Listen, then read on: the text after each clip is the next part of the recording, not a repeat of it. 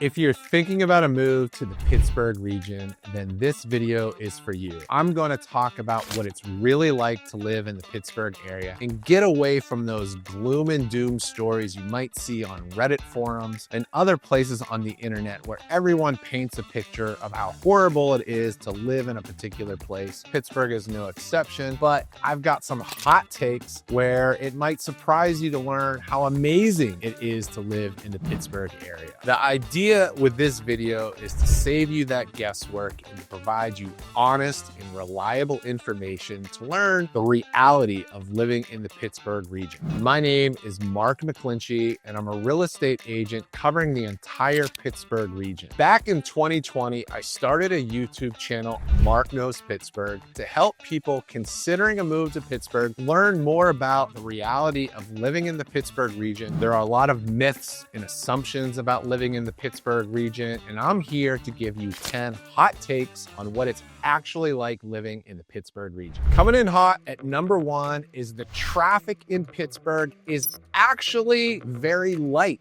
You're definitely going to find some people that'll disagree with that perspective, but I should know more than most people because I spend almost my entire day in my car going on appointments across the entire region. So I'm on the parkways and I'm in neighborhood drives. I'm crossing bridges, I'm going through tunnels, and I experience very few delays. Yes, in the peak of rush hour, which by the way, rush hour is actually much shortened these days. You're coming down from Green Tree through the Fort Pitt Tunnel. You will definitely have some delays, but we're not talking about 15, 20-minute delays. We're talking about an extra 2 or 3 minutes. We definitely don't have stop dead in the tracks kind of traffic throughout the Pittsburgh region. It is kind of touch and go. We have slower speeds. Definitely the bridges and the tunnels provide choke points, but like I said, they're fairly minimal. I would say the exception to that comment is maybe the Squirrel Hill Tunnel. Probably has more delays than any other area in the Pittsburgh region. In fact, a recent research study of major metro areas looked at average commute times, and Pittsburgh was one of the shortest commute times that you'll find in any other city. Okay, hot take number 2, the Pittsburgh weather is actually pretty decent. I think a lot of people will say that Pittsburgh weather is one of the worst qualities of the Pittsburgh region, but I wholeheartedly disagree. We have 4 true seasons. We have a true winter season without extreme temperatures. We have a true spring, we have a true summer, and we have a true fall. Now, things can change on a daily basis. I get that, I understand that, but we don't have the extreme weather of extreme frigid cold winters with mountains and mountains of snow making travel impossible. Sure, we get an occasional snowstorm like we had this past January. That's actually very rare. We had 10 inches of snow. The last time we had 10 inches or more of snow was 20 years ago. And in the summer, yes, we'll get a few days that are in the 90 degrees, maybe even 100 degrees, but again, that is very rare. We just don't see that in the Pittsburgh area. We're kind of a climate haven. If you want the 4 season, Pittsburgh weather is actually pretty mild and very enjoyable. Okay, number 3 on my list of hot takes. There's a common misperception out there that the people that live in the Pittsburgh region do not cross rivers or bridges or tunnels. And that is just not true. There are so many good reasons to actually travel across the region to get to places to eat, shopping, outdoor recreation opportunities. So I think there was a mindset, an old school mindset, where people kind of were insular and they stayed in their neighborhoods, but that's not true anymore. I mean, granted, if you live all the way in Butler County,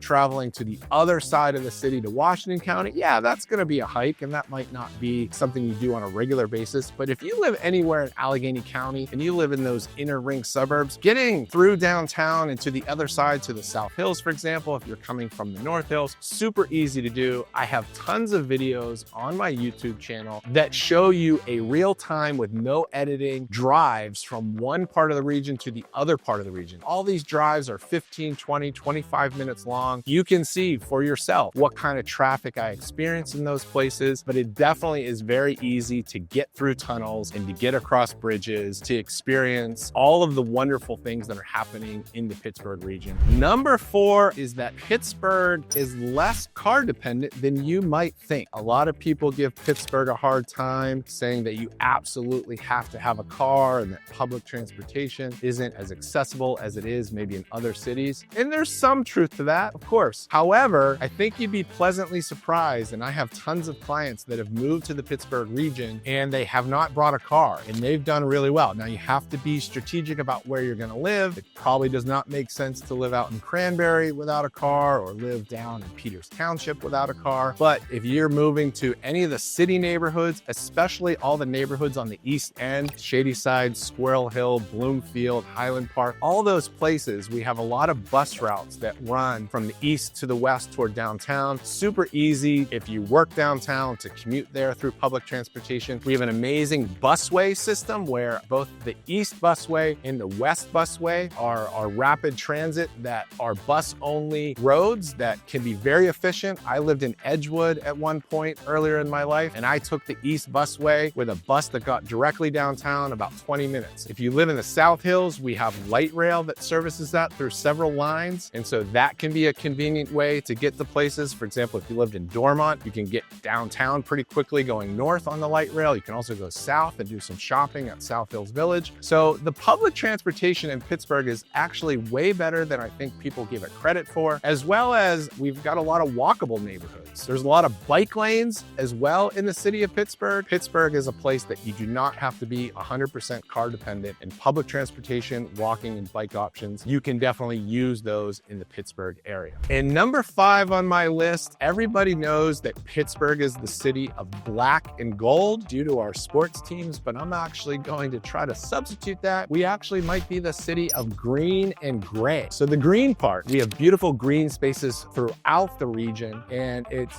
so nice to explore the outdoors in the Pittsburgh region. It is not just a concrete jungle like you might see in a lot of other cities. So there are a ton of green spaces throughout the region, and there's a lot of tree cover throughout the region, and many of our neighborhoods are not super densely populated. So you see a lot of green in the Pittsburgh area. When it's not in the wintertime, where the most predominant color in the Pittsburgh region is gray. So in the winter, we do have a lot of gray days. We get a lot of precipitation in that sort of rain, snow, sleet-ish kind of weather, but it quickly disappears, it melts, and it goes away. But the gray doesn't go away. The snow gets all dirty and black and gross, but eventually, like I said, it melts. So the gray is definitely a big part of Pittsburgh winters, so you kind of have to get used to that. Number 6 on my list of hot takes is the food scene in Pittsburgh is pretty extraordinary. Contrary to popular belief, we have so many offerings that it's super diverse. Some of this goes back to the long history of immigrant populations in the Pittsburgh region. So we have a lot of ethnic food options, a lot of creative food options. The restaurant scene has really flourished. It's just not as expensive as it probably is in a lot of other US cities to open up a restaurant and take chances. Restaurant business is pretty brutal. But here in Pittsburgh, we have so many amazing offerings. And what's great is they're kind of dotted throughout the region. It's not just the city of Pittsburgh where you have 90+ neighborhoods. Every single one of those neighborhoods has some amazing restaurants in them. But when you leave the city of Pittsburgh, you also have some great options throughout the region in the suburbs or small towns throughout Allegheny County and beyond. The food scene is definitely a great reason to visit Pittsburgh, but when you live here, you get to go to those places all the time. I love the food and restaurant offerings throughout the Pittsburgh region. Number 7 on my list of hot takes is that Pittsburgh punches way above its weight, culturally speaking. So the cultural opportunities and events and museums in Pittsburgh is so rich and so diverse that for a city that's a small to medium-sized city, we have some great museums. We've got all of the Carnegie museums, we've got art museums, we've got history museums, science museums, the Children's Museum, we've got the Cathedral of Learning, the cultural experiences that you can have, the events that happen. We have a world-class symphony. We have concerts that we never miss. Some of the big headliners, whether it's Taylor Swift or Morgan Wallen or Drake or Post Malone, all of those big names, Pittsburgh gets those concerts. We also have great Broadway shows that come through town, and those are awesome experiences. So we've got professional sports, we've got the Penguins, we've got the Pirates, and we've got the Steelers. So the cultural institutions and the cultural experiences are phenomenal in the Pittsburgh region. The foundations here in the Pittsburgh region really do support the arts. And so it's a very rich city when it comes to cultural opportunities that you can take advantage of as a resident in this region. Number 8 on my list is that Pittsburgh is not just a football city. So we are definitely super rabid about our Steelers. High school football is super popular in Western Pennsylvania, as is college football. But beyond just football or some of the other pro sports, Pittsburgh is really popular when it comes to soccer, for example. You've got the Pittsburgh Riverhounds, which just won the USL Championship this past year. You've got a brand new women's professional soccer team, the Pittsburgh Riveters. So those are really popular. You've got a lot of other sports, whether it's women's football, you've got rugby options. One of my favorite sports in the Pittsburgh region is the Pitt women's volleyball team. For the last 4 or 5 years, they've always made the Final Four. One of these years, they're gonna win a national championship, mark my word. The Pitt women's volleyball team is incredibly strong and they have a bright future ahead of them. It's a great way to spend an evening or an afternoon going down to the Peterson Event Center in Oakland to watch one of the big games. And they're also building a brand new venue that'll be dedicated just for volleyball. Pittsburgh is a volleyball town for sure.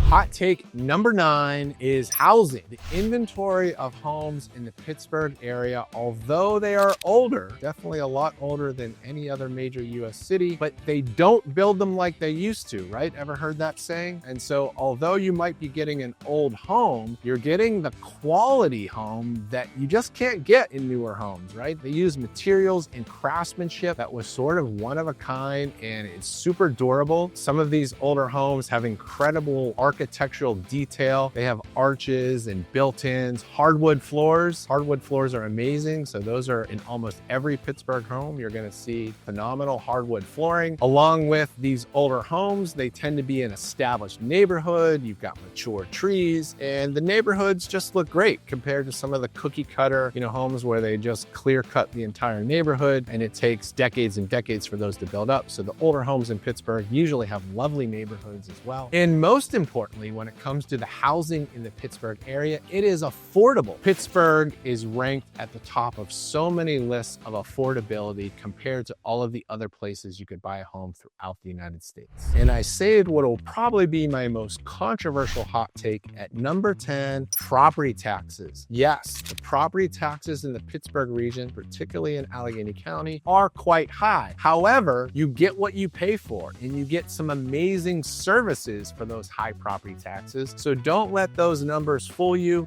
Most importantly, most of your property taxes are going to your local school district. And we have some of the best schools in the state, best schools in the country. So the school districts within the Pittsburgh region have great teacher pay. Generally speaking, they have great benefits for teachers and that comes with a cost. So our teachers are well paid, but you're getting a quality education. We have strong curriculums. We have great administrations. And so when you're paying high taxes, the majority of those taxes go to the local district. The Pittsburgh region is a very family-oriented place and the school districts are a big part of that. So that is what you're paying for with those high property taxes. You also get great municipal services. So whether it's trash collection or it's the police and the fire and the library and all the other services that come with your local municipality. So those property taxes, people really enjoy the amenities. We have some of the best recreation centers in the area that those taxes help pay for. Property taxes, although they're high, you get what you pay for and people are willing to pay for those things and you get a great return on that investment of paying high property taxes. So I hope you have enjoyed all of my hot takes. If you have a comment or a question, please leave it below. Be glad to debate you on some of these issues. I know some of you probably have different perspectives and that's totally fine. That's what makes this world so great and that's what makes the Pittsburgh region so great. But I do want to dispel a lot of the myths and I hope you have a different perspective that is very helpful, particularly if you are considering a move to the Pittsburgh region. If you go down to the description of this video, you're going to find a link to the Pittsburgh relocation guide that I put together. Please click on that if you're considering a move to the Pittsburgh area. It's a great starting point with your research where you get a lot more information about some of the things that I talked about today. I also do a deep dive on multiple communities in the Pittsburgh region where you're going to get stats about the schools. So please download that relocation guide. You'll get instant access and let me know if you have any follow-up questions once you get that guide. Thanks for watching my video and welcome to Pittsburgh.